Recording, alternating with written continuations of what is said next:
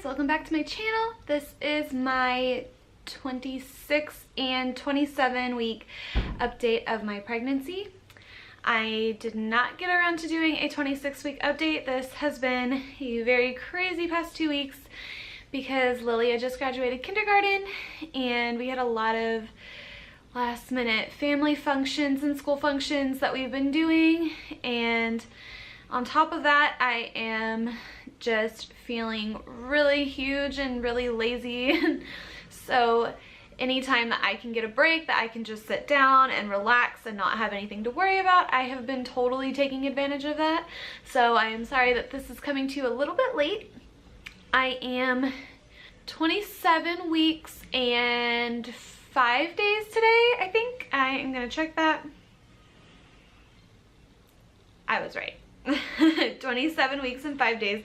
I am using my Ovia pregnancy app for this video a lot because I have been having total pregnancy brain and I can't keep track of anything anymore. I feel like I'm so forgetful. And according to my app, that is a real thing, and science doesn't have a full explanation for it, but they say that pregnancy brain is a combination of hormones, stress, and lack of sleep, which when you get to your third trimester, as I will be in a couple of days, you just don't really sleep. And that is honestly the first symptom that I'm going to talk about. But first, I want to let y'all know how big my baby is. So my baby is about the size of a bunch of bananas. I don't know if you can see. There you go. A bunch of bananas. And this is so cool. I love that my app does this. So the big hand is how big the baby's hand will be at birth, and then the little hand is how big it is right now. So yeah, baby's getting pretty big. There's the foot. Sorry, my focus is kind of a little bit wonky. There we go. That's how big the foot is right now compared to how it's supposed to be at birth. Obviously, those are subject to change. First, I want to talk about how I haven't been getting enough sleep. And just between having to go to the bathroom constantly and feeling really big and my sciatic nerve pain, I have been having trouble falling asleep, and then I have trouble staying asleep. And when I do wake up in the middle of the night to go to the bathroom, I don't just like crawl right back in bed and fall back asleep, even though I am totally exhausted and I feel like I should be able to do that. I don't do that at all. I just kind of get in bed and then I lay there and I think about everything in the world and I toss and turn and I can't get comfortable. And I wanted to talk about the fact that I do have a pregnancy pillow because a lot of people suggest that I use a pregnancy pillow. I do have one. I don't use it, and I don't use it because I have really bad claustrophobia. I never had claustrophobia until I got pregnant with Lilia, and this was like 6 or so years ago. And it just seems like after that pregnancy, I don't know why, but now I get claustrophobic. And whenever I use the pregnancy pillow, the one that I have, I honestly don't even remember what the brand is or anything. I got it at Motherhood Maternity with my pregnancy with Zoe because I was having trouble sleeping.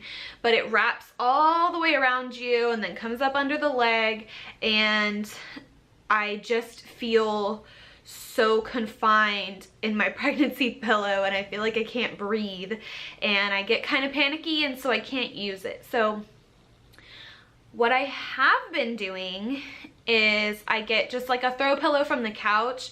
I have one in particular that's like relatively soft. It doesn't have a lot of like fancy things on it and I just put it between my legs, and that is honestly the only way that I can get comfortable. So that's what I do to sleep, and you know, it only works so well whenever I have all of these other factors fighting against me and my ability to sleep, but it works for me better than my pregnancy pillow.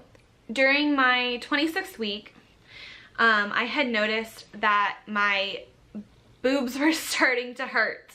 Like, it was weird. It's like I get like a jolt of pain in my boobs out of nowhere for no reason in particular. And I was wondering why. I mean, I was feeling around to see if anything was happening. I am not actually lactating yet, thank goodness.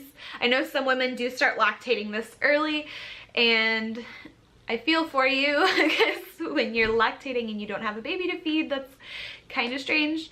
However, it seemed like just like a couple days after I started feeling that pain in my breasts, I had a baby development that the baby's adrenal glands, I don't really know what that is, they're now secreting either estrogen or androgen, depending on if it's a boy or a girl, which signals for your body to begin lactating. So I suppose that those little pains in my chest are my breasts getting ready to once again breastfeed my baby. Okay, one more thing that I really wanted to talk to you guys about, and if you read the title of this video, then you probably have been waiting for this topic, and it is about eating my placenta. Am I going to be eating my placenta? No, I'm not going to be eating my placenta, at least not straight up with a fork, but I will be encapsulating my placenta. And if you have never heard of this before, you might live in the United States, because it is not extremely common in America for women to eat or encapsulate or ingest in any form or fashion their placenta. It is mostly regarded as medical waste, especially if you have a hospital birth. And I know a lot of women that have like home births or birth center births, that is kind of hard to say, birth center births, then you might be a little bit more familiar with encapsulating or consuming your placenta. So this is something that I had obviously not heard about in my previous 2 pregnancies, and had I known, I definitely would have looked more into it. But with this pregnancy, I have heard about it. I know a lot of people that have done it, and I am going to look up for you guys the benefits of eating your placenta, because there are a few, not all necessarily scientifically proven, but in most countries they do practice this very regularly, and it's considered a vital part of the birthing process. So if I would say Google, but I use Bing. If I Bing the benefits, I can't talk. Oh my God. The benefits of eating your placenta. Just right here, like the first, of course, if you will, the first little thing that comes up, it's not a website or anything, but it just says placentas can be consumed raw, cooked, or in the capsule form. That's what I'm gonna do. Certain health advocates state that big science word, placentophagy. I'm guessing that just means consuming your placenta. Can help prevent postpartum depression, relieve pain, aid lactation, enhance maternal bonding, and provide other health benefits due to organ retaining healthful hormones and nutrients. And there are all different websites talking about the science behind it and the different benefits, but that is just a brief explanation for you guys. I forget the words that I'm supposed to use a lot, as you can see. As you know, I'm seeing a group of midwives, and one of the midwives at the group, I don't know, it's at the group of midwives that I go to, she actually encapsulates the placentas for you, and it's actually not too expensive, because if it was really expensive, I would not be doing it. You guys know that I am on a budget with this pregnancy, for real. And yeah, it's not that much money, and she can do a lot of different things too. Like, she can add different supplements in with the placenta capsules to aid in literally anything that, well, not anything, most things. she can add a lot of different things to the capsules, so that's really awesome. All we're gonna do is, just after I deliver the placenta, I will pass that along to her, pay her my little fee, and she will take those and encapsulate them for me. And then I believe you just take 3 a day until it's completely gone. That's my understanding, but obviously it'll be explained to me a little bit better once we actually do the thing. So that is pretty much it for this video. I hope I didn't overload you with too much information. It's always hard whenever I skip a week and then I come and do these like 2-week groups or whatever.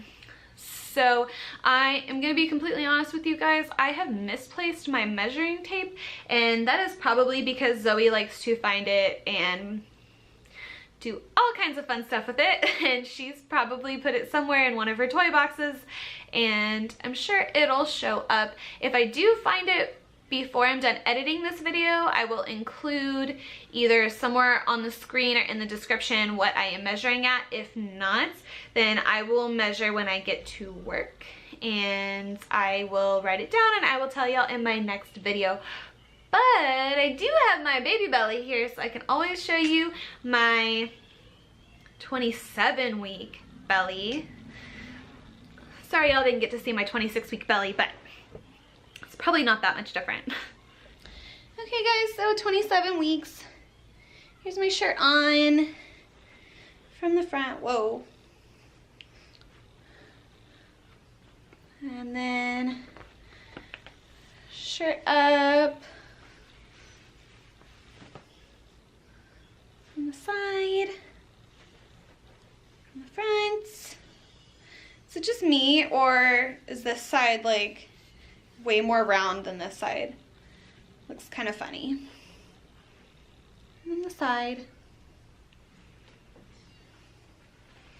Okay guys, that is it for my 26/27 week update for my pregnancy. Thank you so much for watching and sticking with me all the way through all the crazy stuff that I talked about. If you did like this video, please give it a big thumbs up, and if you didn't, well then, thanks for watching anyway. I mean, that's cool. Please don't forget to subscribe before you leave. And thank you guys so much for 100 subscribers, by the way. I just recently surpassed 100 subscribers. That is so totally cool. I am really looking forward to doing some kind of like a challenge video for you guys. I think my husband had agreed that he would do a husband does my makeup or husband does my voiceover challenge. So if y'all have any suggestions for any of those videos that you would like to see, leave me a comment below and let me know, and I will try to get that together for you guys. And that is it. I will see you all for my next video. Bye!